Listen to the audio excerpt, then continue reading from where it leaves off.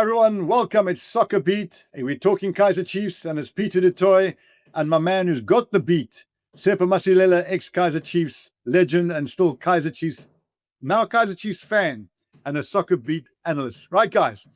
This is a story that I really want you guys involved in as Kaizer Chiefs fans. Please, in the comment section and on social media, come back to us on this one, because this topic is crucial to the future success of Kaizer Chiefs.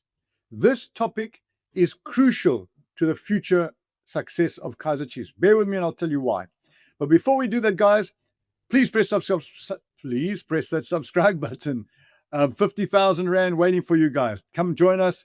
It's a big subscription base, so please join us. Okay, so right now, big news out there that Fiston Mayele is probably leaving Pyramids to go either to Saudi, or strong possibility to come into Mamelodi Sundowns. If he comes to Sundowns, a lot of people are saying, and you can't argue with them, that you may as well give Sundowns the league championship trophy and the check right now, because he is the best striker in Africa. They're the best team in Africa, and the PSL becomes who plays second. Now, that's a separate discussion. But let's look at what went wrong with Kaizer Chiefs in not signing Fiston Mayele, because the history tells us that he was offered, and we'll go to that. And are there lessons to be learned there? Because one thing's for absolute certain: Fiston Mayeles don't come around every single day. If you want to win things, you got to snap them up. Chiefs didn't snap him up, and we don't want to see that situation happen again. So let's just look at what happened. Around about August, September, October last year, Fiston Mayele was offered to Kaizer Chiefs on a plate. The agent, Rui Freus, I think I've got his name right, who operates from South Africa, offered Chiefs the player, and the answer back from Chiefs was, according to the agent and media reports at the time, was that they felt he was too old and too expensive. Now, hindsight is obviously an exact art. We can all look back and say, but if you look at his record up to then, he was a proven striker in Africa, a goal scorer. Somebody's going to give you 15 to 20 goals a season. They turned that down, and what did they do instead? They bought Ranga Chivivaro. A player with 30 years of old, came for free, one decent season, and what was his record at Kaizer Chiefs? A failure. No disrespect to him, he didn't do well. So they should have signed Fiston in hindsight. Would you agree with that, Tsepo? Yeah, definitely, Peter. I would agree with that, But in back of my mind, I'm thinking, why did they turn it down? If the player is being offered to you, but again, if you look at the option they went for when they went for Ranga, maybe because sometimes we have this thing of not knowing, the other small leagues, like in Tanzania. I think it was in Tanzania at that time, if I'm not mistaken, Peter. Yeah, so maybe they said Randa is already here scoring at Maromo, and this one, maybe Tanzania is not so strong a league, or maybe he might need time to adjust, But when we look at the Fiston of today, like, he's a beast, Peter, and then you realize that maybe Chiefs, they missed on that one. They missed on a great opportunity to have a proven goal scorer. So in order to rectify this in the future, because, and no disrespect to the Kaizer Chiefs technical committee, but if you're looking back on this issue, you will say the technical committee did not perform to the level they could have or should have, because they should have signed the player. Now, what would be the reasons why they didn't sign him? One, they said he's too old, and one, they said he's too expensive. Now, let's look at the age and the expense thing. If they had a better knowledge and understanding of African football, and that's clearly where the problem is, because if you look at Chiefs signings from Africa, in recent seasons, there have been no big successes, really. I mean, there's a lot that come, but no big successes. No big successes. It tells me that Chiefs do not have a proper network or trusted network that they trust anyway out there in Africa. They've got to get that. Because if you just look at the statistics of Fiston, his record, I was up there. Secondly, playing for Yanga, he's playing for a top club. You don't get into that squad unless you're a damn good player. So if they had enough research going in there, watched him enough times, they would have been able to say, okay, yes, our first impression, too old and too expensive. But now, having looked at a lot more at him, hang on, guys, this guy could bring us 15 to 20 goals, 15 to 20 to 25 goals in the next 2-3 seasons. And that changes the whole environment of Kaizer Chiefs and the entire prospects of that team for success. I mean, Tsepo, you've played the game. I was a striker. Strikers, you pay over the top for strikers all over the world. If you want to come in the top three, if you want to things, you pay over the top for strikers. It is simple as that. So how do Chiefs rectify this? I mean, they don't have the expertise in Africa. And then who's making these decisions for Chiefs? Because it can't only be based on finances and age. A striker, you've got to have thorough knowledge of this market. How do we get to a situation that this season coming, Chiefs didn't make the top 8? They've got to go from out of top 8 to a top 3 position, a top 4 position at worst. And they've got to do well in Africa. Tsepo, if they don't sign Tsepo Masilela, if they don't sign a Fiston Mayele, they won't do it. How are they going to do this? It's going to cost money and research. What's your advice? Your friend Gerald is there. What's your advice? No, Peter, as you say, in today's world, like in modern football, it also speaks to your scouting department, meaning that a player, you don't just watch him once playing against Sundowns in a Champions League or a Pirates and you say, boom, voila. It speaks to your scouting department, those are the guys that have to do their homework and come back with all the reports. You have to pay for flight, accommodation to go watch the guy play. If he's in Tanzania, if he's in South America, it speaks to, and you also have to, widen your network of the people that you work with, be it in South America, be it here in Zimbabwe, you can always find another knowledge Mosona, but it speaks to your scouting department. You have to put on the money and the work behind, you have to invest in your scouting department.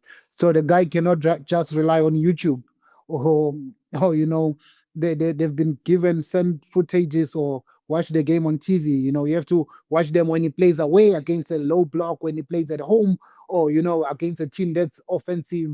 And if he ticks all the boxes, and if he's a Chiefs player, so for me it boils down to the scouting department of Kaizer Chiefs. They have to really do their job in this coming season. The window is still open. Let's see what they bring for the Chiefs supporters. Welcome aboard Air Mobile, the new way to mobile. Expect a seriously easy experience. We took what's wrong with mobile and made it right. We've ditched things like crazy fees, expensive contracts, and overall nonsense. Up here, the data stays fresher for longer. No more expiring after 1 month. Plus, with eSIM, you can connect in minutes. Refer a friend and you both get 5 gigabytes of mobile data. Visit airmobile.co.za to get connected. T's and C's apply. So here's an important point, Tsepo. Prior to Kaizer Chiefs, and Kaizer Jr., I think, was the one who really pushed for this. Prior to Kaizer Chiefs getting Nabi and his entire technical committee, in other words, prior to last season, I would have said to you, Tsepo, Chiefs are unambitious. They don't have the ambition to become a true challenger to Sundowns. However, last season when they spent big money, make no mistake, big money in getting Nabi and his full technical committee there, it told us all, myself included, Chiefs have got the ambition to change things around and they're making a serious attempt. So assuming they got the right coach, because that's not necessarily something they're going to get 100% right, they made the commitment to pay that kind of money. So hats off to them. That's the first step, without a doubt. So I think they got the foundation right in doing this with the coach, getting a right coaching team behind there. Whether he's the right coach or not still remains to be seen in the second and third season. But let's assume that he is, because they play on the front foot and so on and so forth. And I do like the fact that he plays attacking football. But now the next stage surely has got to be that they get him the striker that can score 15 to 20 goals.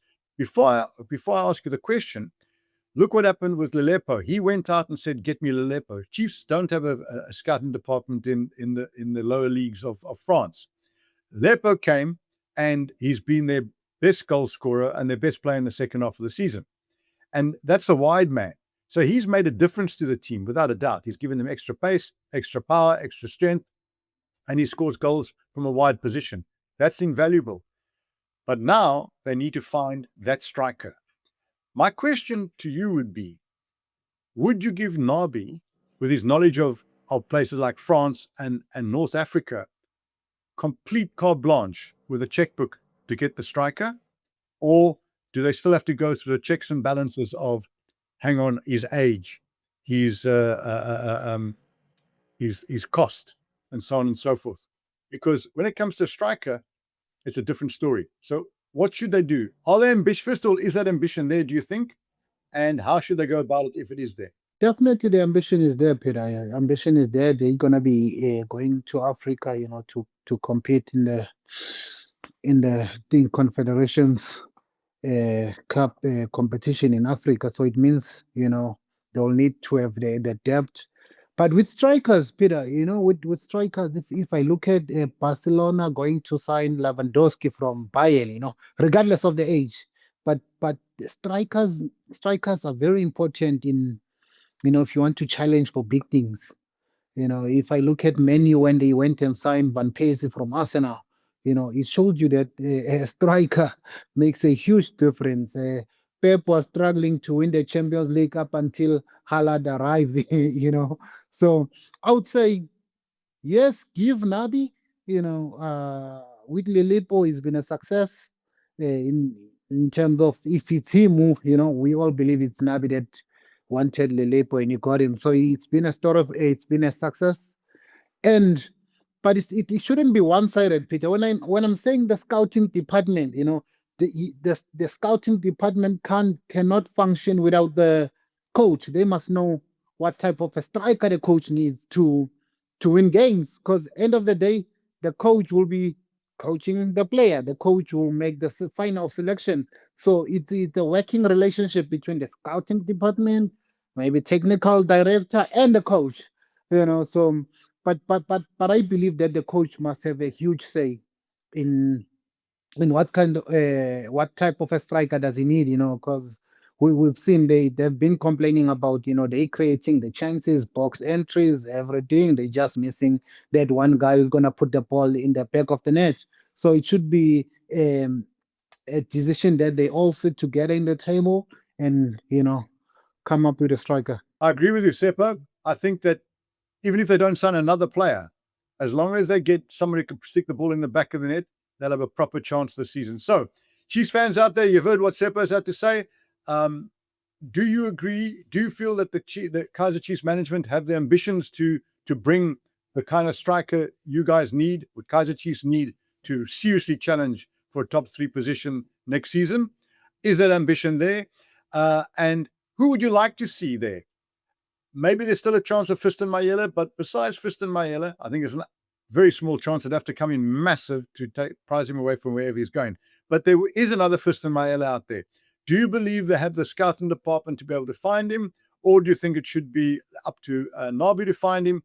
And who are the names that you would put down that you feel should wear that number 9 jersey that's going to bring you 15 to 25 goals next season and get you in a Champions League spot as well as a proper challenge for the league? Thanks for being with us, guys. Don't forget to like and to subscribe and to share. See you soon.